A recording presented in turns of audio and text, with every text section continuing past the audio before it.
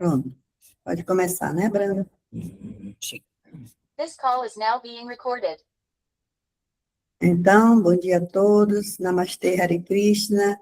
Eu vou ler o Srimad Bhagavatam, canto 1, capítulo 14, o desaparecimento do seu Krishna. Antes, vamos às reverências. Por favor, me acompanhem mentalmente. Ó Namo Bhagavate Vasudevaya. Ó Namo Bhagavate Vasudevaya. Ó Namo Bhagavate Vasudevaya. Om Agyanatimirandasya Gyananjana Salakaya Chaksurumilitayena Tasmai Shri Gurave Namaha. Hare Krishna, Krishna Krishna, Hare Hare, Hare Rama, Rama Rama, Hare Hare.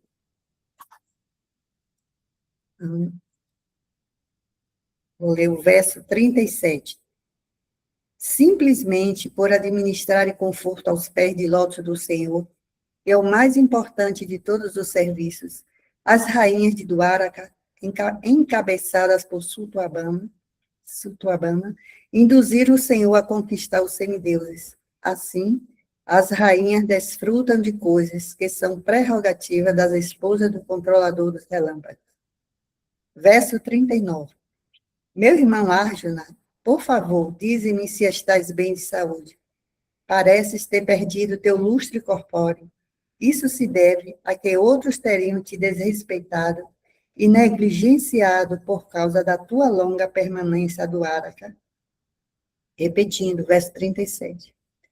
Simplesmente por administrar conforto aos pés de lótus do Senhor, que é o mais importante de todos os serviços, as rainhas de Dwaraka, encabeçadas por Sutvabhama, induziram o Senhor a conquistar os semideuses. Assim, as rainhas desfrutam de coisas que são prerrogativas das esposas do controlador dos relâmpagos. Verso 39.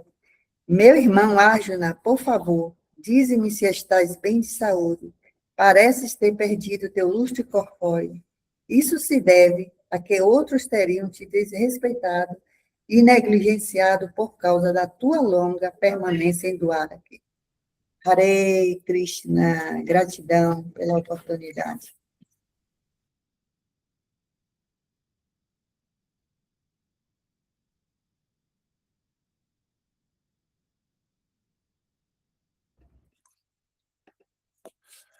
Eu vou fazer a leitura do sânscrito. Eu vou pedir para a Devi fazer, que a Devi está presente aqui. Está muito pequenininho para mim. Está pequeno. Tá, então vou fazer a leitura aqui, tá? Olha aqui, ó.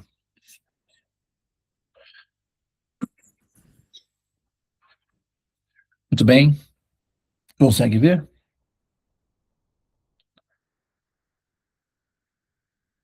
Você consegue ver? O que é que eu faço? Não, mas eu consegui agora. Você conseguiu? Então tá. Você tem que abaixar. Acho que eles não ouvem. Né? Vocês estão ouvindo a voz da Devi aí? Então, né? Então sim. Então sim, estão ouvindo a sua voz. Pode fazer.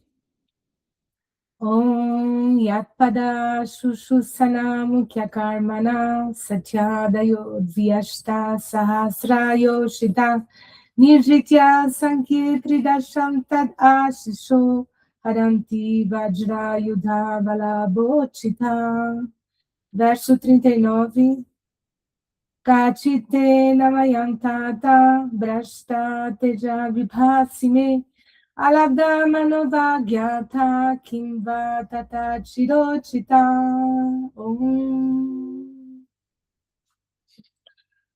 Om Agyana Chimirandasya Gyananjana Shalakaya Chakshurunminitanyana Tasmai Shri Gurave Namaha. Om Hare Krishna, Krishna Krishna, Hare Hare, Hare Rama, Rama Rama, Hare Hare. Om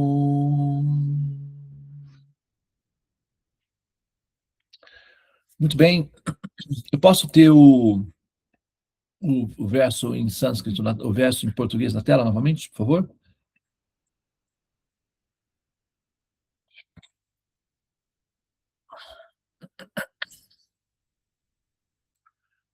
Então, vamos lá. Olha só. Simplesmente por administrarem confortos aos pés de lótus do Senhor, que é o mais importante de todos os serviços, as rainhas de Dwaraka, encabeçadas por Satyabhama, o nome dela é Satyabhama, induziram o Senhor a conquistar os semideuses. Assim, as rainhas desfrutam de coisas que são... Não sei se... Não tô, deixa eu ver, aqui sim. Desfrutam de coisas que são, para mim não aparece, deixa eu ver. É isso, tá, agora sim.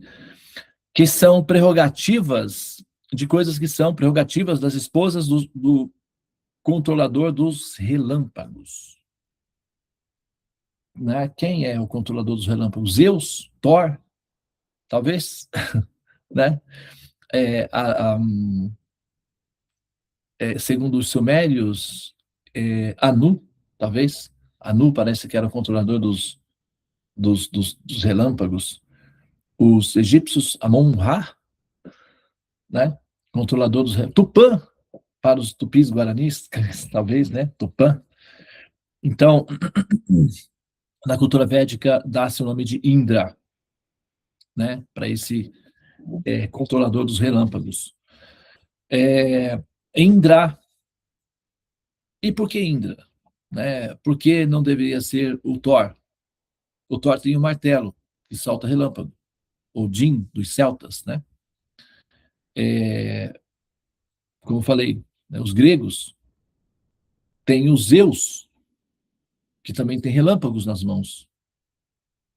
E por que nós deveríamos adotar o Indra como sendo referência direta, já que Zeus e Thor foram aposentados nas bibliotecas? E por que Indra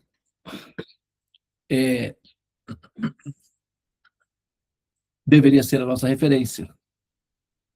Né? Podemos questionar, podemos levantar postular essa questão. Não necessariamente porque nós queremos ser pretensiosos ou desafiadores ou arrogantes em relação ao conhecimento védico, em relação, não é, aos postulados dos mantras, mas por uma questão de necessidade de entendimento, o que é bastante natural e também autêntico. Por quê? Olha só, vamos voltar um pouquinho aqui, né? As rainhas de Krishna, Dwaraka, das rainhas de Krishna, Satyabhama é uma líder natural. Ela não é a primeira. A primeira é Rukmini, mas Rukmini ela é romântica, docinha, gentil, do lar, de casa. Ela é super suave, tímida. Ela não é assim tempestiva, ela não é pública, ela é absolutamente romântica. Ela só pensa em namorar. A única coisa que ela quer é o Krishna dela, só. Satyabhama não. É uma outra rainha que é tempestiva, que é pública, e ela é, assim, vamos dizer, uma líder. Tá? Então, essa Satyabhama, olha lá, encabeçadas por Satyabhama. Tá? É a rainha mais importante de Krishna, a primeira é Rukmini. Porém, Satyabhama é uma líder. Então, elas induziram o Senhor a conquistar os semideuses. Por quê? A Satyabhama botou na cabeça dela que ela queria uma flor do céu. Ela queria uma flor do céu, dos planetas celestiais, uma flor chamada Parijata. Parijata, que é uma flor que só nasce nos planetas celestiais. E ela, então, conversando com Krishna, fez o seguinte provocação a Krishna. Ela fez uma provocação.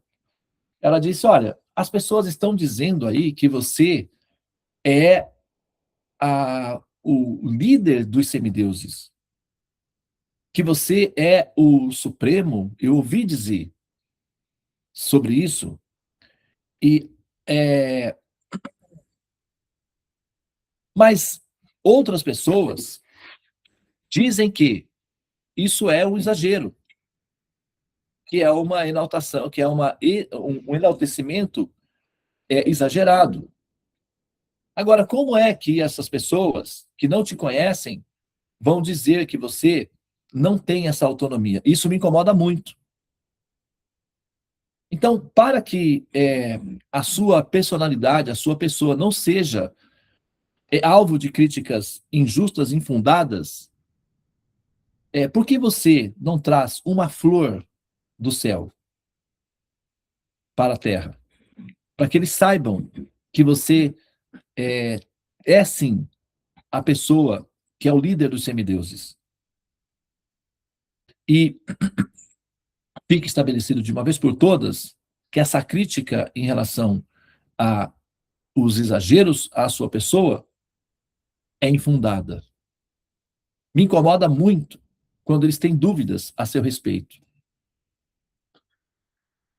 E isso, ela falou numa assembleia em que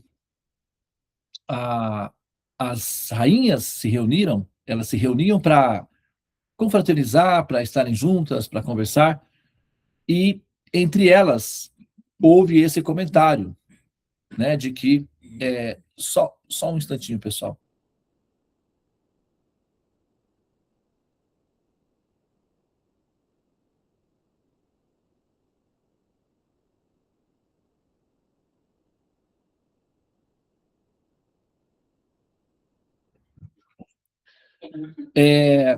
E aí, nesse caso, elas se reunindo entre si, conversando entre si, surgiu essa circunstância, ou essa situação.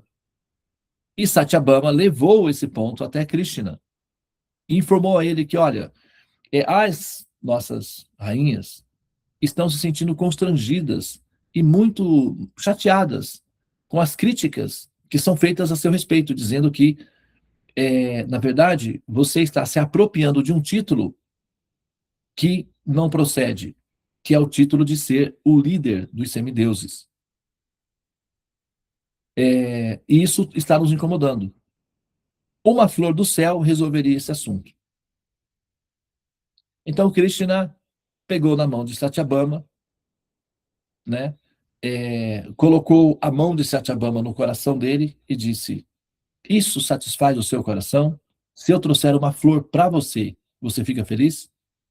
A crítica do público não me importa tanto, mas a sua satisfação me importa. Ela então sorriu e disse: me alegraria muito uma flor do céu. Ele foi então até os planetas celestiais e Indra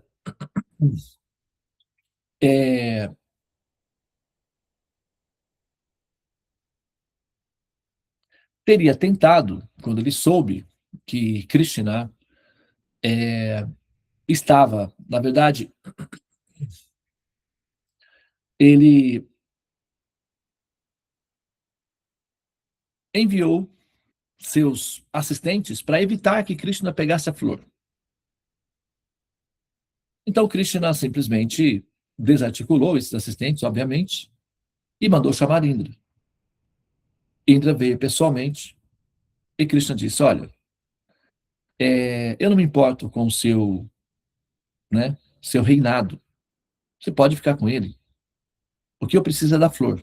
Só isso. Por favor, entregue a mim. Então Indra pessoalmente foi, recolheu a flor. Então não houve um confronto que Indra tentou derrotar Krishna, houve uma batalha no céu. Indra, ele já tinha conhecimento de quem era Krishna. Porque no evento da Govardhana, em Vrindavana, quando Indra tentou causar um dilúvio em Vrindavana, Krishna, com apenas 6 aninhos, levantou a colina de Govardhana e deu uma lição no Indra. que então entendeu que se tratava de Vishnu, o líder dos semideuses, disfarçado de um garoto, fazendo lilas. Ele então passou a respeitar Krishna. Quando Krishna foi até a Swarga para recolher a flor Parijata, o Indra mandou os assistentes para receber o Senhor Supremo. Os assistentes é que ficaram um pouco, vamos dizer assim, exaltados, porque a flor era do jardim de Indra, e os assistentes têm a função de proteger, né? E questionou Krishna: quem é você? E por que você está vindo pegar a flor? Não é? Então, houve esse questionamento, não houve uma batalha, uma resistência. Então, Indra foi acionado, e o Indra, quando viu Krishna ali, achou que Krishna iria desempossá-lo, iria então tomar o reino dele, como parte do processo de correção moral, pelo fato de ele ter ido tentar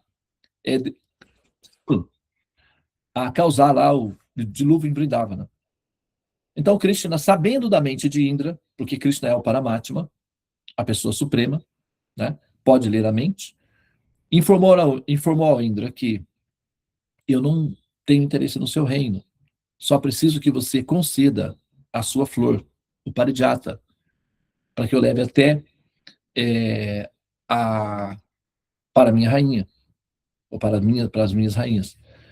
Então Indra concedeu satisfatoriamente, colheu a flor, e entregou nas mãos de Krishna. E Krishna, então, trouxe a flor até a Dwaraka, entregou a flor para Satyabhama, que então plantou essa flor nos jardins das rainhas, né? Diferentes mudas da Parijata, e Dwaraka ficou repleta de flores celestiais, que são flores que nascem apenas nos planetas celestiais. E aqui emitem um perfume. Essas flores, a curiosidade dessas flores parijatas é que elas assimilam o perfume das pessoas presentes. Então, uma flor parijata, por exemplo, tem o cheiro da rainha. Ela absorve o cheiro da rainha, fica na flor. E aí o que essas rainhas faziam?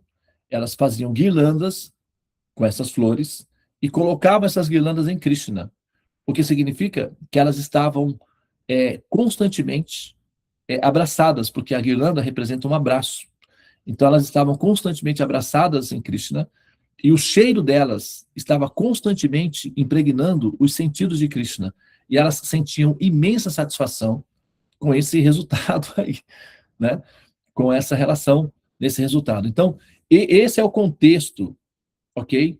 Dessa história aí que está sendo apresentada da rainha Satyabhama, só para vocês entenderem o contexto. Agora, a questão, né, que se pode levantar após essa contextualização, ela satisfaz o coração, porque há uma história bonita, romântica, é uma história romântica de Krishna para com as suas rainhas, né, um romantismo deles, e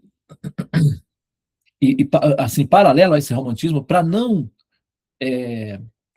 tirar, né, o prazer do romantismo, para não diminuir a força desse romantismo, da beleza da história, paralelo a isso, nós poderíamos fazer esse questionamento, né? Essa história é muito linda, ela é maravilhosa, mas me parece bastante mitológica, porque tem um céu, tem um rei do relâmpago, e o relâmpago tem a ver com a Terra, né? Assim, a galáxia, o universo é muito grande. Então, um rei do relâmpago me parece uma coisa bastante local, tribal, referente à Terra, né, somente. E nós já tivemos tantos reis de relâmpagos aqui, já tivemos os Zeus, né, como eu falei, né, temos o Thor e tantos outros que no passado eram tão relevantes e agora eles são narrativas históricas das bibliotecas, e daqui a pouco não vai ter nem mais biblioteca física, a não ser que sejam como museus, né? As bibliotecas vão ser todas virtuais, e, enfim, e como é que fica aí esse evento todo, como é que eu vou conseguir entender esse evento todo como sendo realístico, ou como sendo apreciável com essa conjecturação na minha mente, né? Então alguém poderia levantar esse critério aí, tá? Bom, nesse caso, nós poderíamos, a gente, assim, particularmente, né? Essa foi inclusive uma das minhas questões pessoais, assim que eu entrei em contato com o conhecimento védico. Eu já era, assim, eu já era um autodidata, um amante da história, né? Foi a disciplina que eu mais gostava, quando eu sempre estudei. É uma das disciplinas que eu mais, assim, gosto, é a história, então eu conheço muitos detalhes da história. E eu já conhecia a mitologia grega, eu já conhecia bastante da mitologia egípcia, não é? Então, dos celtas, os druidas, etc. Então, para mim, não era uma novidade pensar em termos de semideuses, como Zeus, Thor, com machados poderosos, com raios nas mãos. E eu já sabia que eles faziam parte de um sistema de mitologias que eram funcionais. E, de repente, agora estava me sendo apresentado para mim um Indra, que é uma outra forma de um semideus. Então, não me parecia muito diferente a contextualização entre os semideuses da cultura da mitologia grega ou da mitologia fenícia ou mesopotâmica, etc., egípcia, e o Indra da mitologia védica. Me pareciam todos muito assim semelhantes entre si. Isso me gerou uma provocação interna. E como é que eu vou?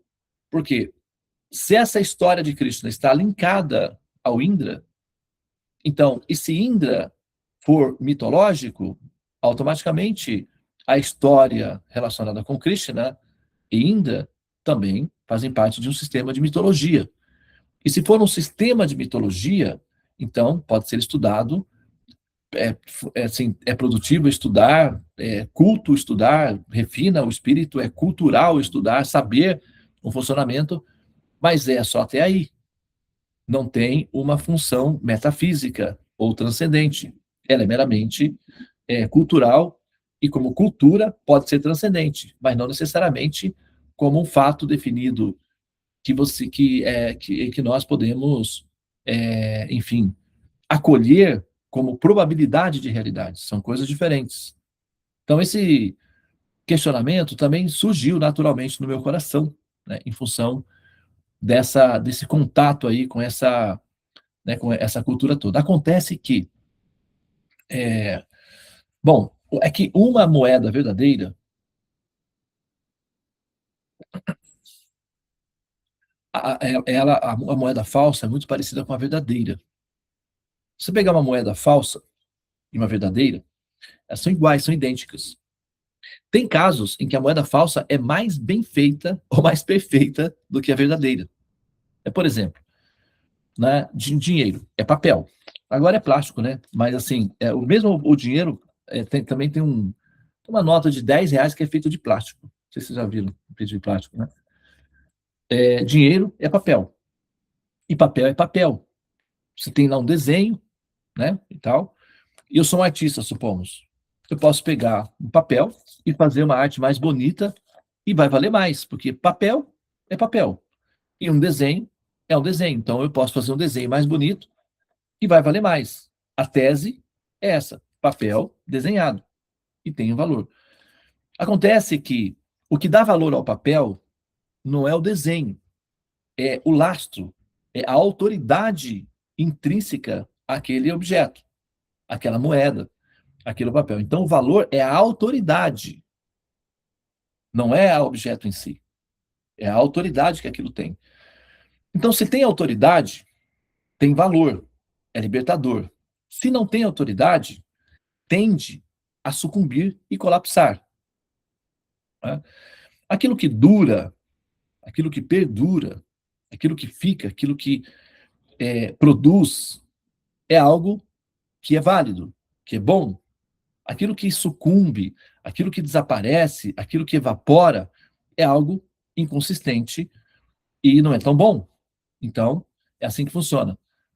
A cultura védica, por exemplo, é a cultura mais antiga formalmente registrado na Terra, e ela perdura e é funcional ainda nos dias de hoje. Então, é algo duradouro.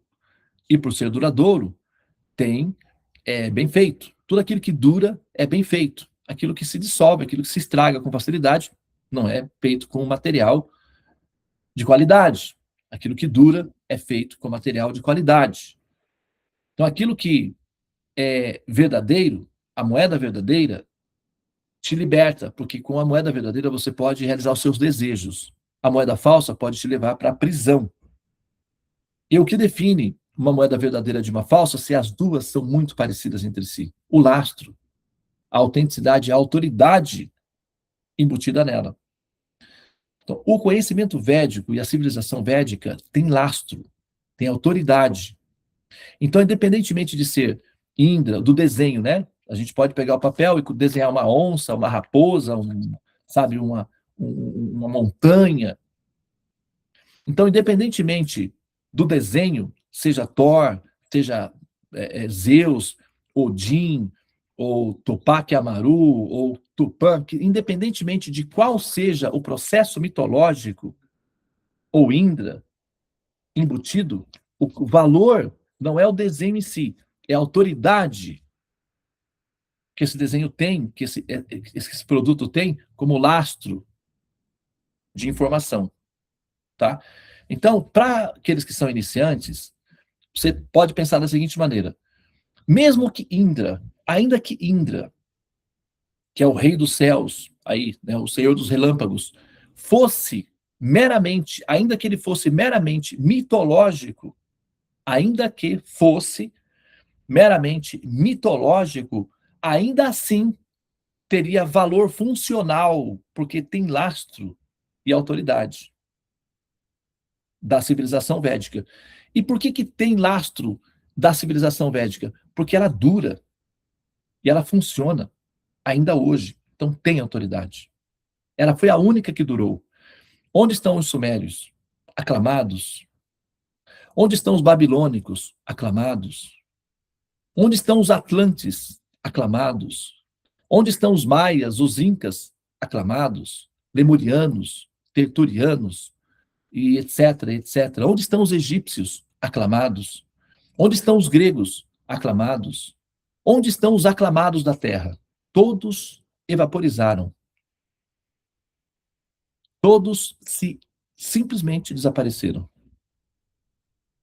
Mas a cultura védica permanece intacta, viva, forte, potente, revolucionária, ainda hoje.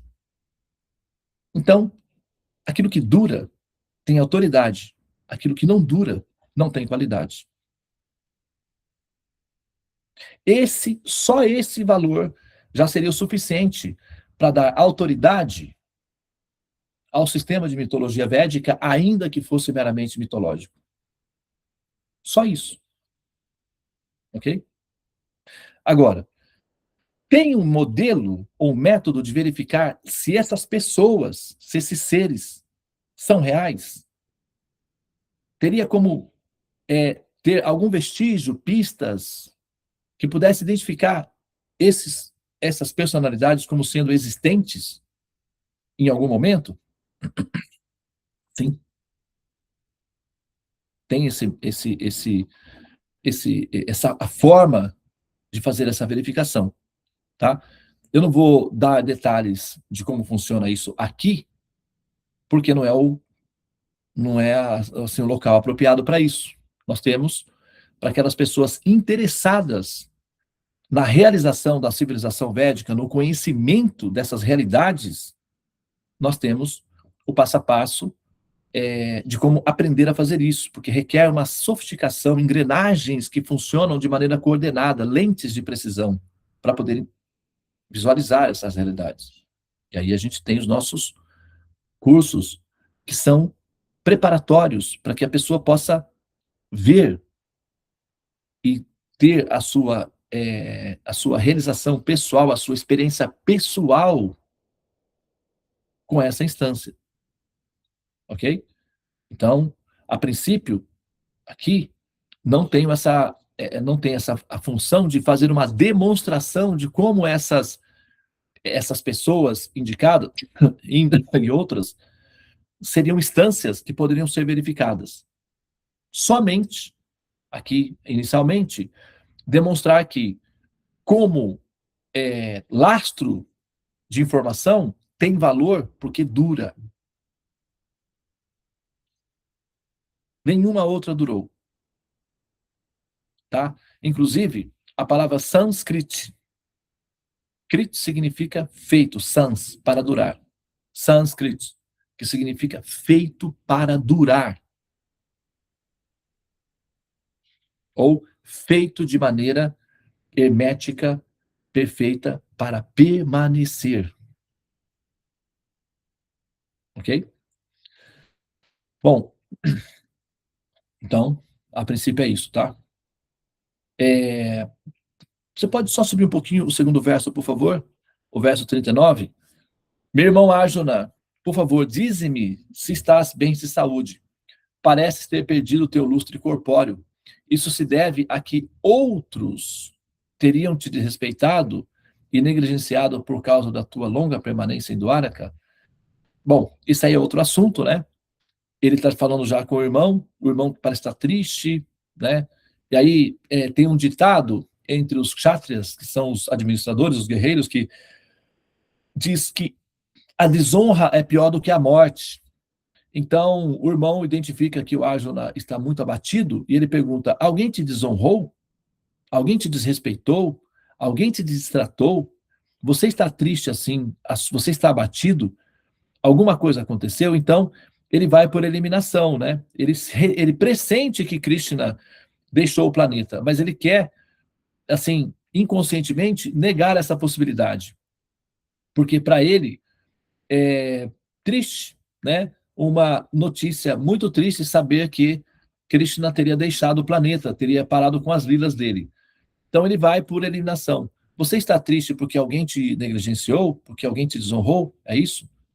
Então o Arjuna vai responder para ele que, né, na verdade também, mas isso não é o motivo não. O motivo principal é que o nosso querido benfeitor, Krishna, deixou as suas lilas na Terra e voltou para sua morada original.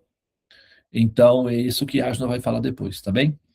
Bom, eu vou pausar aqui, tá?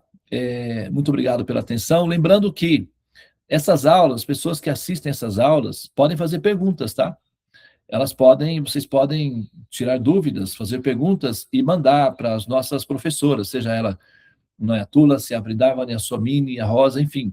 Qualquer uma das nossas professoras estão aptas para receber perguntas de vocês, tá bom? Nós reunimos essas perguntas e, eventualmente, nós fazemos um sadhu sangam para responder às perguntas que vocês tiverem como consequência dessa interação com o Srimad Bhagavatam, ok?